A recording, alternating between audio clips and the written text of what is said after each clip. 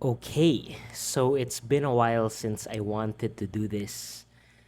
I just turned 30 a few months ago, and it got me reflecting, thinking about the last few years, thinking about my 20s, thanking my mentors, being grateful for all of my opportunities. And I just wanted to look back and, pat myself at the back, congratulate me for the milestones that I was able to achieve. It wasn't perfect. I'm not perfect. I made quite a few mistakes, a lot of learnings. I still have my bad habits, but I wanted to give honest advice for me, myself, Enro in his 20s. And hopefully, if you're going through the same thing, or if it resonates with you, it can help you out in your journey. And I realized that, things like this, it's also valuable to share, not just keep it, you know, inside of me. So I just wanted to keep it intimate. I didn't want to babble and go on and on, but I just wanted to keep it simple, keep it to three main things. And depending how this episode goes, I can just make another one. So here are my honest advice for my 20-year-old self, or at least someone in his 20s. So, number one, start with who. So, as a learner, as an obsessed self help slash productivity slash self improvement person, you read a lot about Simon Sinek, right? He talks about, companies, businesses, brands, and the importance of starting with why. He famously coined the golden circle. At the core, you start with why, and then the how, and then the what. He said, people don't buy what you do, they buy why you do it, or something like that. But as individuals, as people, we're different. We're not like companies, we're not like businesses that existed first in someone's mind. It's not a man made idea. So we were, in my opinion, created for a bigger purpose. I believe that we are created for a calling, for a mission. God put us in this earth to do something, to build his kingdom, to give praise to him, to live a life beyond ourselves.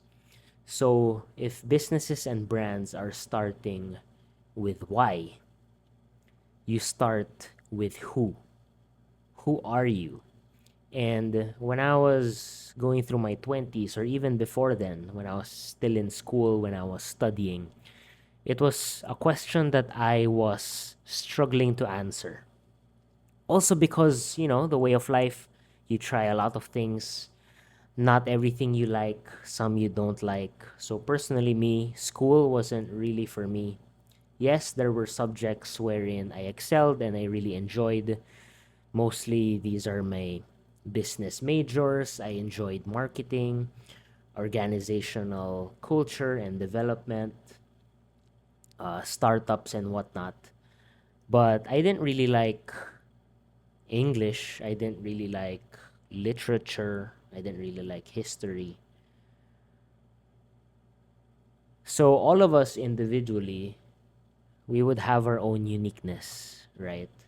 And as I said,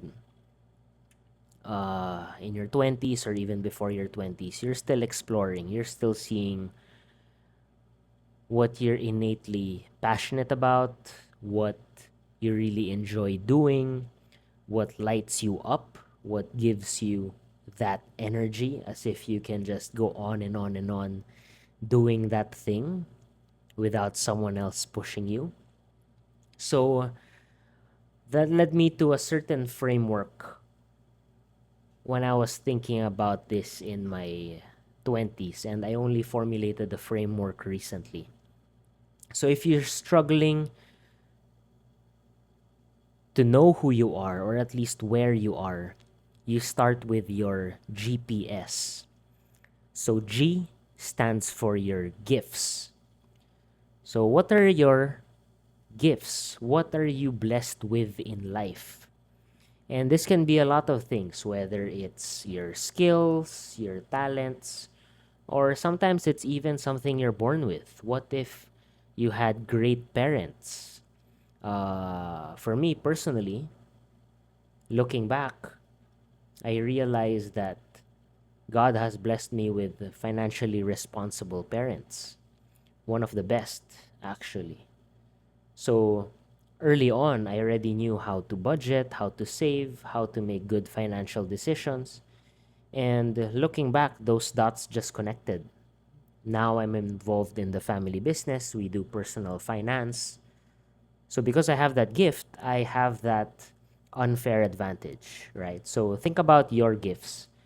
And again, it can be anything. So for example, for sports, you look at your best athletes, your Michael Phelps. Physically, he was gifted, right? In terms of the length, the wingspan, the size of his hands, his feet, his lungs, right? Yes, he had to do training, but he had God given abilities. Michael Jordan, that vertical, that athleticism, So, wherever field you are, you would have your gifts. So that's G.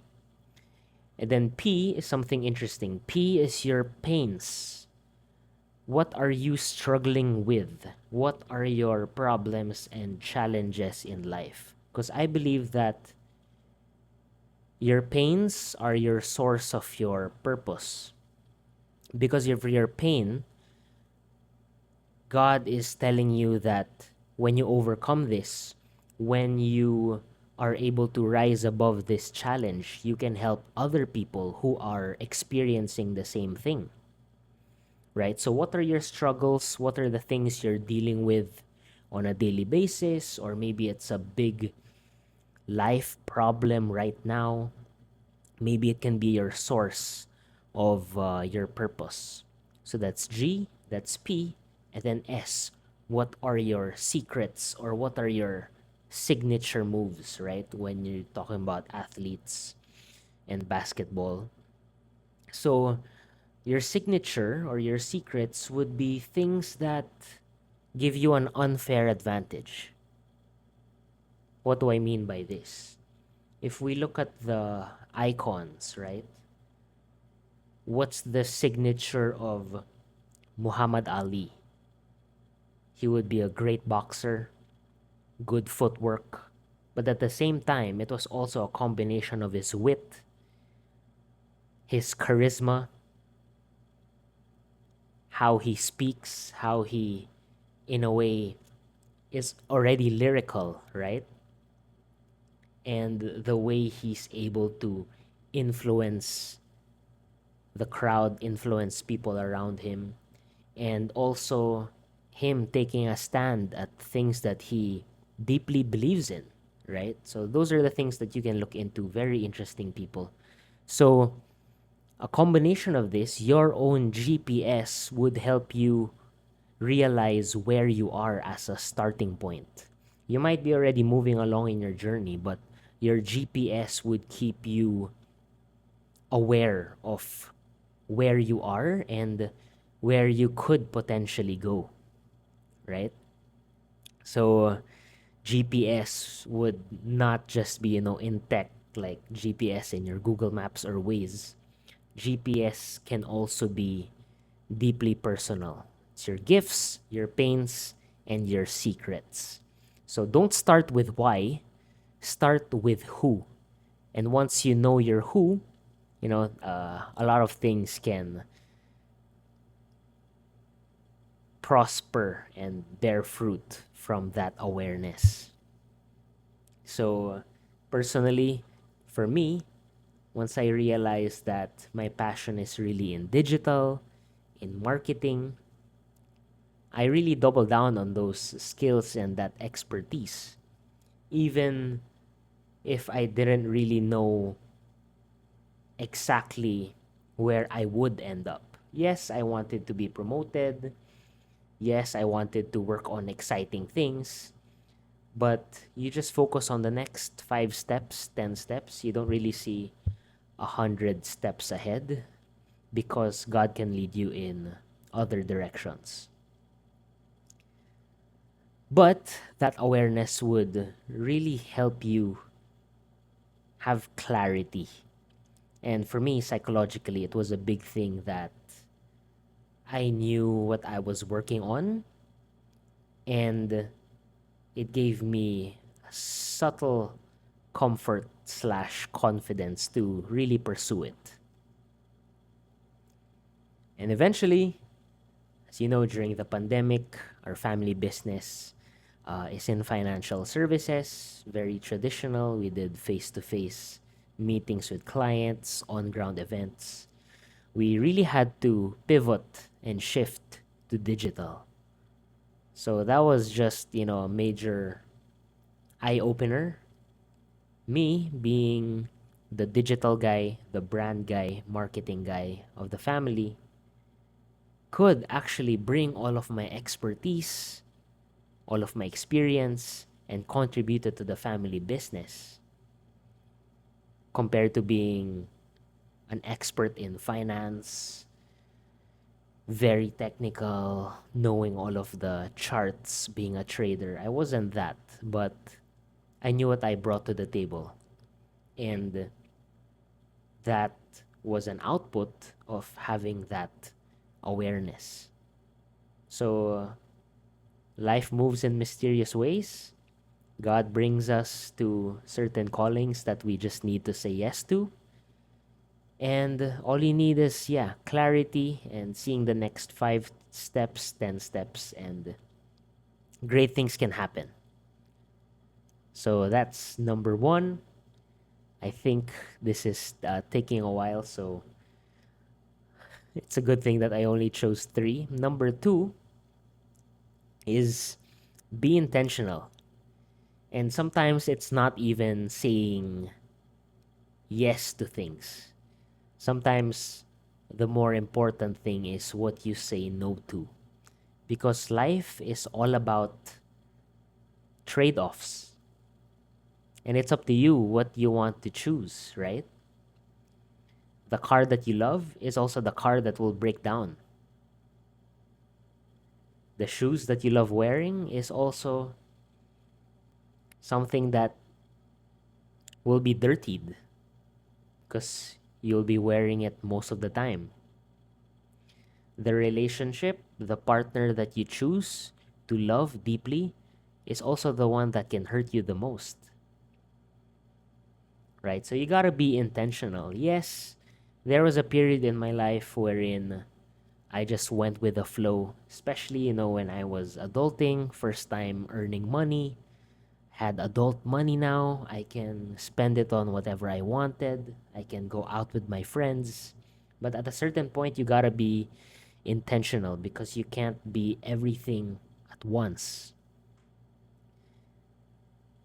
Yes, there are lots of good things. You can buy all of the gadgets, the latest shoes, the latest designer clothes or whatnot, but you gotta really be intentional and be true to yourself, who you are, because you might have a friend that enjoys traveling, you might have a friend that enjoys food, eating out, you might have a friend that enjoys clubbing every week, but is that you really?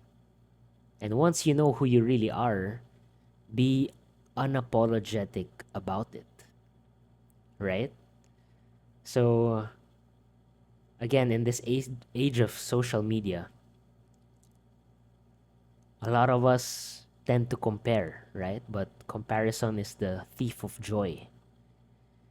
because we're comparing our lives with other people, and these posts, these are all highlight reels of someone else's life. We don't see what goes on in the background. We don't see their problems and challenges. All we see is the highlight reel. We see what they want us to see. But of course, we judge them based on that. You judge yourself based on everything that you experience. So give yourself a break, right? If you enjoy simple things, post it. Personally, I really enjoyed bringing baon to the office, and I was unapologetic about it. I liked saving money. I was the cheapskate in all of the friend groups that I have. When people eat out, and our office was in BGC, so all of the restaurants would be very, expensive. Even a simple meal, I couldn't justify the price. So, I brought my baon out, and sometimes, kapal na lang na mukha, no? You'd ask the server, oh, pwede bang painit nitong baon ko? I didn't try it for all of the restaurants, but at least just in the some that we would often go to. And they did. So, be unapologetic about who you really are.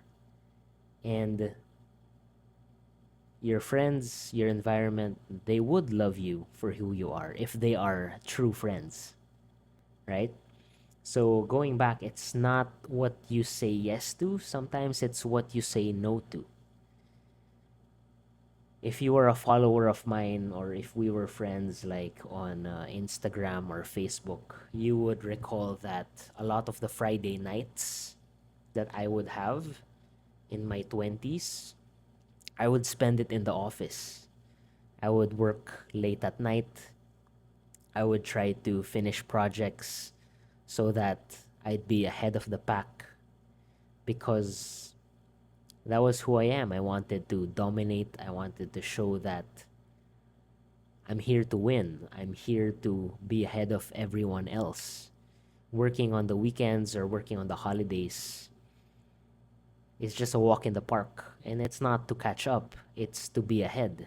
Imagine if I worked all of the days of the week, even at night, all of the weekends, all of the holidays, and someone is just working their 8-hour days, sometimes even less. How can he catch up if I've done that for many years, repeatedly? Years and years and even decades, right? So you gotta be intentional. You gotta be intentional. So that's number 2. Number 3 is choose your environment. I think majority of your happiness, majority of also your financial decisions will be based on who you choose to be around. Whether that's your friends, whether that's your partner as well, right? Boyfriend, girlfriend. So currently now I'm engaged. I have a fiance. And I could really say that a lot of the great things that happened in my life the past few years was highly influenced by her. She's my inspiration. When we started going out, our dates would be at the gym. She inspires me and motivates me to get in shape, to focus on my health. And that actually led to a lot of things. Not only did my health and fitness life improve, I was also very upbeat and energetic at work. That same year, I was, promoted. I was pulled in exciting opportunities within our work. At that time, when we started dating, I just turned 25, and we were celebrating a lot of milestones that first few months. So choose your environment, choose your partner, and there are things that you can't necessarily choose, but concern yourself with things that you can control. I think stress happens when we focus on things that we can't control. Things like, global politics, or, things happening here in the Philippines, the news. Yes, it's good to be updated. Yes, it's good to have a stand. But I would focus my energy on things that I can control, and knowing what I want to achieve and where I want to go. I'd rather put my time and energy into fulfilling those goals, right?